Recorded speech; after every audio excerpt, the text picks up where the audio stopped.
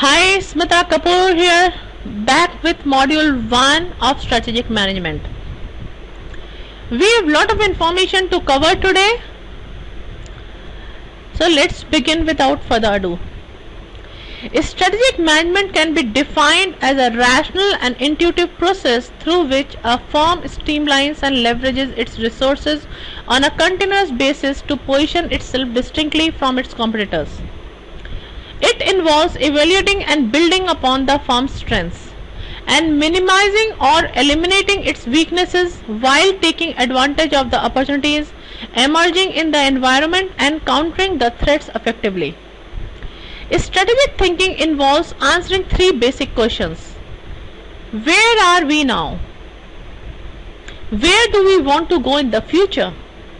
How will we get there? So today what you are going to learn is the concept of strategy, and people who formulated the various definitions for the concept of strategy: Igor Ansof's strategic success paradigm, Henry Mintzberg's strategy as a craft, Peter Drucker management by objective, which is shortly known as MBO, Michael Porter 5 forces model of strategy, and then steps for making strategic decisions. What is operational efficiency versus operational strategy? And as usual, in the end you will have your action steps and Q&A sessions. What is strategy? You have probably heard the term business strategy used in the workplace. But what is strategy exactly? And are you aware that you need different types of strategy at different levels within your organization? The word strategy originally originated from the Greek word strategia, means a general or military commander. Strategy has been studied for years by business leaders and by business theorists. Yet there is no definitive answer about what strategy really is. One reason for this is that people think about strategy in different ways. For instance, some people believe that you must analyze the present carefully, anticipate changes in your market or industry, and from this plan how you will succeed in the future. Meanwhile, others think that the future is just too difficult to predict, and they prefer to evolve their strategies organically. Different firms pursue a variety of strategies to stay successful over a period of time. Strategic management deals with the issues of staying perpetually successful. It deals with how a firm utilizes its resources and capabilities to counter or preempt competitive moves and succeed in the dynamic marketplace. Organizations often fail to develop sound strategic management perspectives for various reasons. Some of these reasons are lack of awareness within the top management team about the organization's real operating situation, kidding themselves syndrome, vested interest of the managers, and excessive involvement of senior managers in everyday operational problems. The concept of strategy was pioneered by Igor Ansoff and refined and developed by Henry Mintzberg, Peter Drucker, Michael Porter, George Stock, Philip Evans, Lawrence E. Shulman, C.K. Prahalad, Gary Hamel, and others. Let us look at few versions of this concept. Igor Ansoff pioneered the concept of strategy. He was an applied mathematician and business manager. He is known as the father of strategic management. Professionally, Igor Ansoff is known worldwide for his research in three specific areas: concept of environmental turbulence, the continent strategic success paradigm, a concept that has been validated by numerous doctoral dissertations, real-time strategic management. Until the publication of corporate strategy, companies had little guidance on how to plan for or make decisions about the future. Traditional methods of planning were based on an extended budgeting system which used the annual budget, projecting it a few years into the future. By its nature, this system paid little or no attention to strategic issues. With the advent of greater competition, higher interest in acquisitions, mergers and diversification, and greater turbulence in the business environment, however, strategy issues could no longer be ignored. ANSOP felt that in developing strategy, it was essential to systematically anticipate future environmental challenges to an organization and draw up appropriate strategic plans for responding to these challenges. The strategic success paradigm identifies the conditions that optimize profitability. The key elements of paradigm are: there is no universal success formula to fit all businesses. The level of turbulence in the environment determines the strategy required for the success. Aggressiveness of strategy should be aligned with the turbulence in the environment to optimize the firm's success.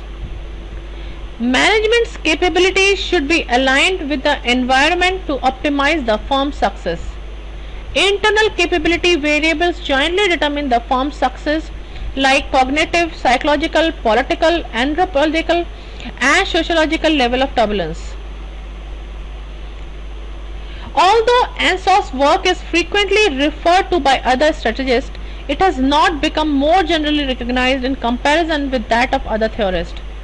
The complexity of his work and its reliance on the disciplines of analysis and planning are perhaps among the reasons why ANSOP is not popularly viewed as belonging within the top echelons of management thinkers. A debate between ANSOP and Henry Mintzberg over their differing views of strategy was reflected in print over many years, particularly in the Harvard Business Review. ANSOP has often been criticized by Mintzberg, who disliked the idea of strategy being built from planning which is supported by analytical techniques. This criticism was based on the belief that ANSOP's reliance on planning suffered from three fallacies. One, that events can be predicted. Second, that strategic thinking can be separated from operational management. And third, the hard data analysis and techniques can produce novel strategies.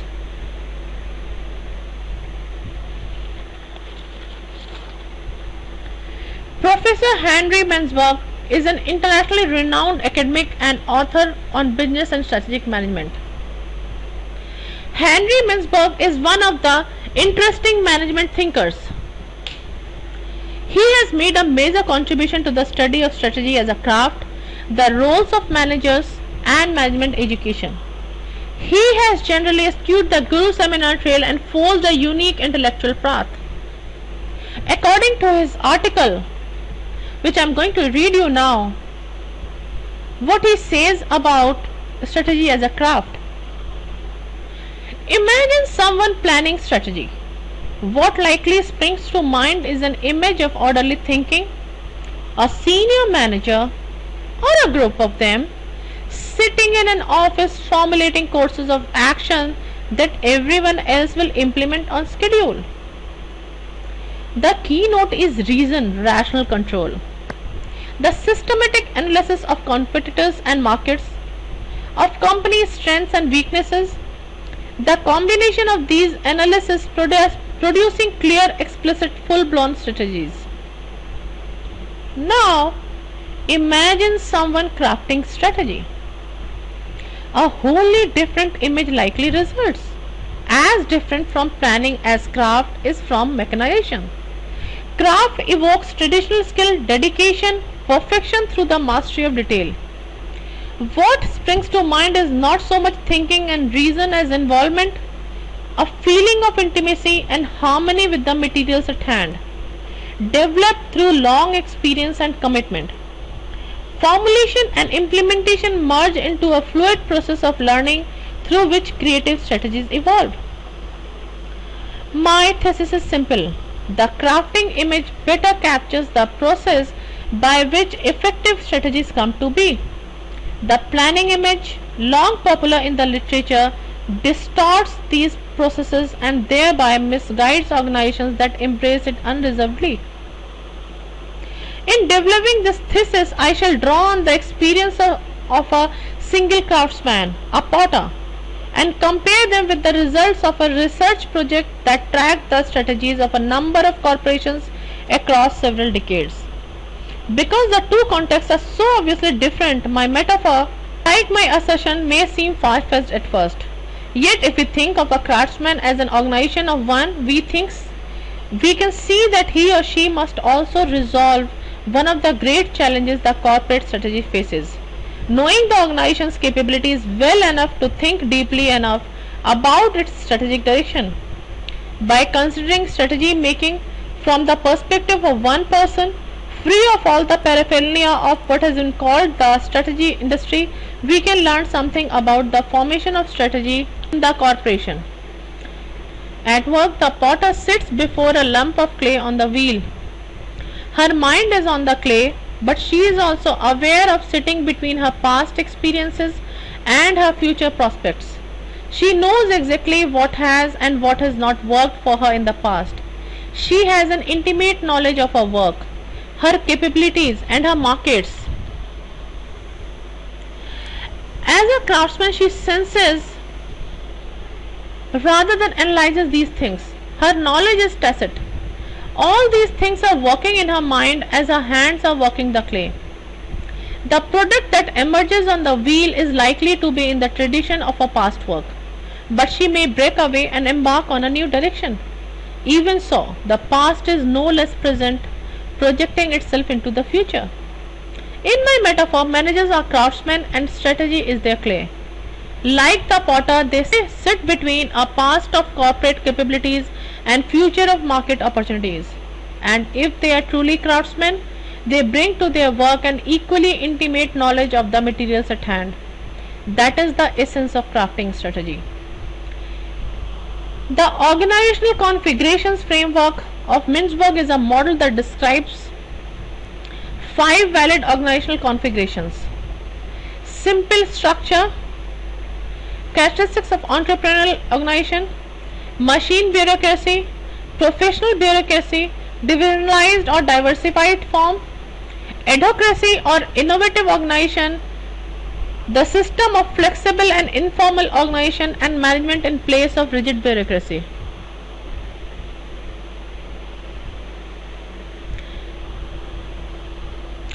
The concept of MBO is closely connected with the concept of planning. The process of planning implies the existence of objectives and is used as a tool technique for achieving the objectives. Modern managements are rightly described as management by objectives, or MBO. This MBO concept was popularized by Peter Drucker.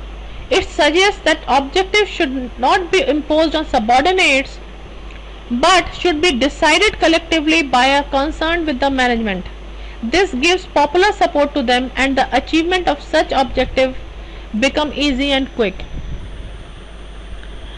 Management by objective works if you first think through your objectives. 90% of the time you haven't. Steps in management by objectives planning. Goal setting. The first phase in the MBO process is to define the organizational objectives. These are determined by the top management and usually in consultation with other managers. Once these goals are established, they should be made known to all the members. In setting objectives, it is necessary to identify key result areas, that is KRA. Step 2. Organization goals are delegated down the hierarchy, in which manager subordinate involvement is there. After the organization goals are defined, the subordinates work with the managers to determine their individual goals. In this way, everyone gets involved in the goal setting. Step 3. Manager and subordinate agree on subordinate's performance contract, in which matching goals and resources. Management must ensure that the subordinates are provided with necessary tools and materials to achieve these goals. Allocation of resources should also be done in consultation with the subordinates.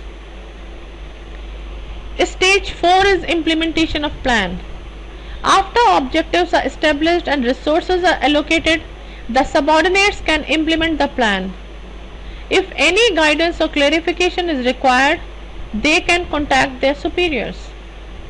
And finally, review and appraisal of performance or results. This step involves periodic review of progress between manager and the subordinates. Such reviews will determine if the progress is satisfactory or the subordinate is facing some problems. Performance appraisal at these reviews should be conducted based on fair and measurable standards.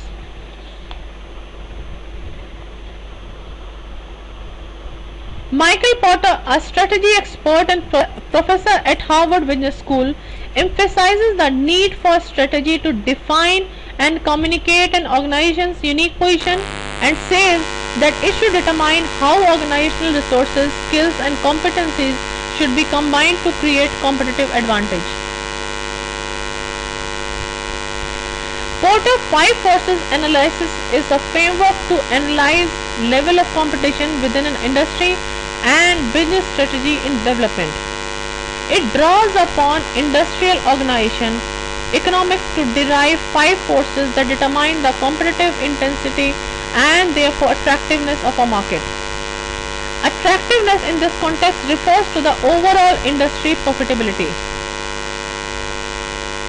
An alternative industry is one in which combination of these 5 forces acts to drive down overall profitability. A very unattractive industry would be one approaching pure competition in which available profits for all firms are driven to normal profit.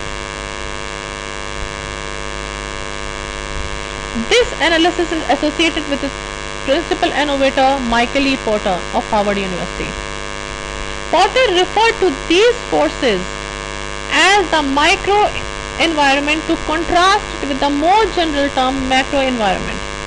They consist of those forces close to a company that affects its ability to serve its customer and make a profit.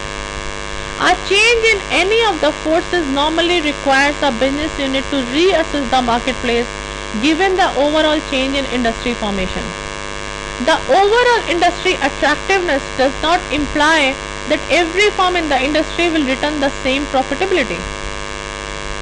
Firms are able to apply their core competencies, business model or network to achieve a profit above the industry average. A clear example of this is the airline industry. As an industry, profitability is low, and yet individual companies, by applying unique business models, have been able to make a return in excess of the industry average. Porter's 5 forces include 3 forces from horizontal competition, the threat of substitute products or services, the threat of established rivals and threat of new entrants, and 2 forces from vertical competition, the bargaining power of suppliers and bargaining power of customers. Porter developed his 5 forces analysis in reaction to then popular SWOT analysis, which he found unrigorous and ad hoc. Porter's 5 forces is based on the structure conduct performance paradigm in industrial organizational economics. It has been applied to a diverse range of problems, from helping businesses become more profitable to helping governments stabilize industries. While there will always be some evolved element of strategy, I believe that planning for success in the marketplace is important, and that to take full advantage of the opportunities open to them. Organizations need to anticipate and prepare for the future at all levels. For instance, many successful and productive organizations have a corporate strategy to guide the big picture. Each business unit within the organization then has a business unit strategy which its leader use to determine how they will compete in their individual markets. In turn, each team should have its own strategy to ensure that its day-to-day activities help move the organization in the right direction. At each level though, a simple definition of strategy can be determining how we are going to win in the period ahead. Steps for making strategic decisions. Strategic business decisions are often made with incomplete information about the true picture of risk and opportunity across the whole organization. As you can see in this slide, that I have put in step-by-step process to make it easier for you, and you should come back here again to see it properly. Risk convergence is the process of integrating different risk domains within the business which have traditionally been handled separately. Areas such as strategic and reputational risk, health and safety, major project risk, and business opportunity identification. Risk convergence will help streamline risk management processes, making them more effective, efficient, and consistent. It will also bring all risk and opportunity information together to provide the basis for better informed strategic decision making. As you can see from here, first is the formulate the company's mission, then you need to develop a company profile, then assessing the company's external environment. Fourth is analyze the company's options. What are the options companies has? Identify most desirable option. Select a set of long-term objectives and grand strategies. Develop annual objectives and short-term strategies. Then implementation of strategies and evaluating the success of the strategies. Operational efficiency versus operational strategy. In order to understand both operational efficiency and operational strategy, we need to know what they are actually. Let's explore what is operational efficiency and operational strategy. This is just a case study of operational efficiency. Today's competitive business environment requires companies to introduce quality products at lower prices in order to capture market share. Globally, businesses have become more integrated with supply chains crossing multiple nations. Inefficiency in these chains and outdated processes that drain internal resources affect the ability of a company to be competitive and profitable. Operational efficiency is a critical system-wide initiative that can keep a company in business or close it down. Operational efficiency minimizes waste and maximizes resource capabilities in order to deliver quality products and services to customers. It identifies wasteful processes and resources that drain the organization's profits and can also design new work processes that improve quality and productivity. For example, the just-in-time efficiency model reduces inventory to the bare minimum, allowing the delivery of the stock just when it is needed for a process. This eliminates traditional inventory holding costs.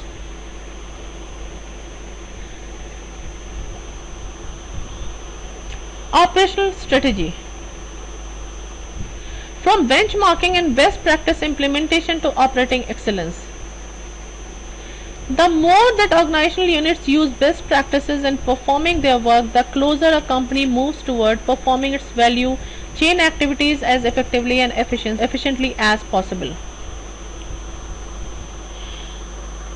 A plan specifying how an organization will allocate resources in order to support infrastructure and production. An operations strategy is typically driven by the overall business strategy of the organization and is designed to maximize the effectiveness of production and support elements while minimizing costs. An operational strategy is a necessary element for a business and supports the firm's corporate strategy. Companies and organizations making products and delivering, be it for profit or not for profit, rely on a handful of processes to get their products manufactured properly and delivered on time. Each of the process acts as an operation for the company. To the company, this is essential. That is why managers find operations management more appealing. Understanding operations.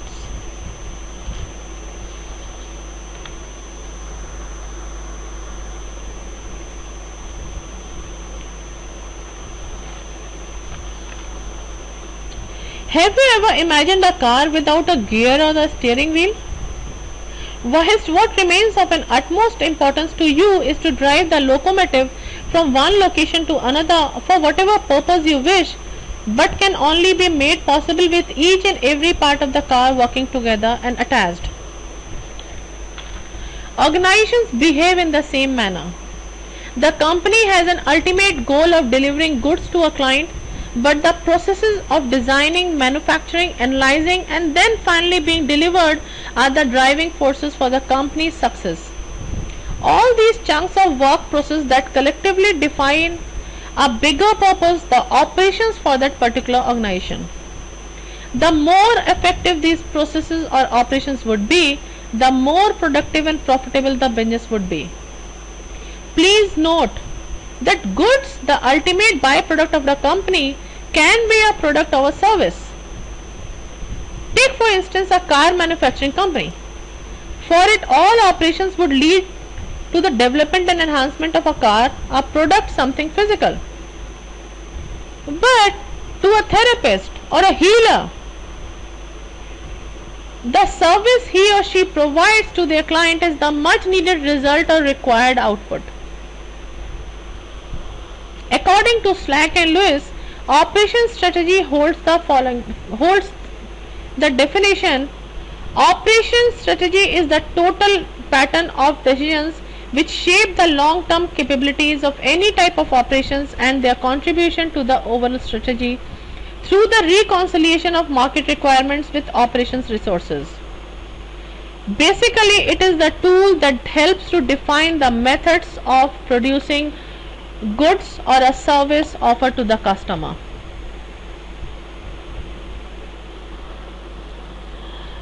Action steps for today. Well, today we have an action plan. You have to write out your action plan. Remember, an action plan is different from most other plans in that it has built-in deliverables with deadlines. An action plan implies going beyond just planning to getting your plan done. Document at a high level or big picture what factors or strategies are necessary to achieve these goals and what items are risk, issues, potential delays and distractions which could sidetrack the team. Developing an action plan means establishing and clarifying goals. Keep in mind that these goals should be SMART. Well, if you don't know what SMART is specific, measurable, attainable, realistic and time based. You have to be specific when you are making your goal, but you must also create a specific intention as well as very specific task or step that will move to you toward the completion of that goal.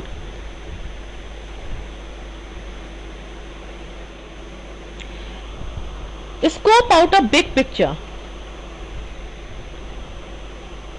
Write a general summary of what you want to accomplish with objectives, budget, time, assumptions, definitions, potential risks and issues that may arise and tie it to a goal. Make sure you write the pros and cons both so you know where to focus downstream. Successful leaders and professionals understand a simple core concept. If you don't know where you are going, you're likely to wind up anywhere.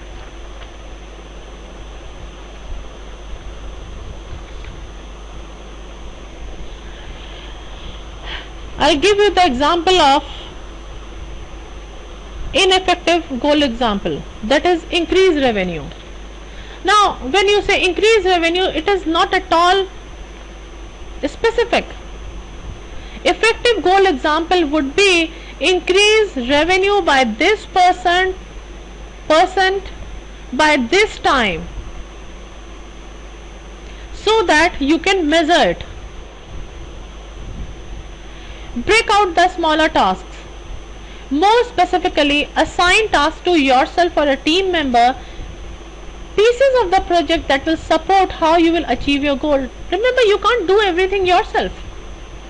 In this assignment, make sure to think proactively about the timeline and deadlines of the overall project in terms of allocating resources. Create a list of action steps. Break large tasks into smaller, more manageable chunks. Some tasks or milestones may seem more daunting to achieve than others. That's when it makes sense to break larger tasks down into smaller, more manageable chunks. For each task, there should be a list to do ranked in sequential order. For any task you are breaking down, write down to-do list. Make sure this list can be changed, shared, reordered and deleted if there are not helpful to you. Prioritize relative importance. Some steps are more important than others. Based on days to deadline, task and action step importance and number of steps remaining, a master list is generated automatically to guide workflow process. Collaborate and translate. Effective action plans require clear input and clarification from teammates. Remember, 1 is a very small number. Work your plan and don't stop until it's complete.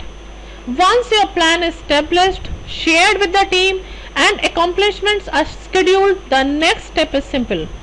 Take daily action and follow up with responsible parties to ensure that everyone is doing their part. Information without the implementation is worthless. Change the date if you must, but never give up on the goal. Occasionally, circumstances or unforeseen events can arise that throw a wrench in your ability to meet deadlines, complete tasks, and achieve your goal. If this happens, do not get discouraged. Revise your plan and continue working to meet targets and move forward. That's all for today. Let's move on to Q&A sessions.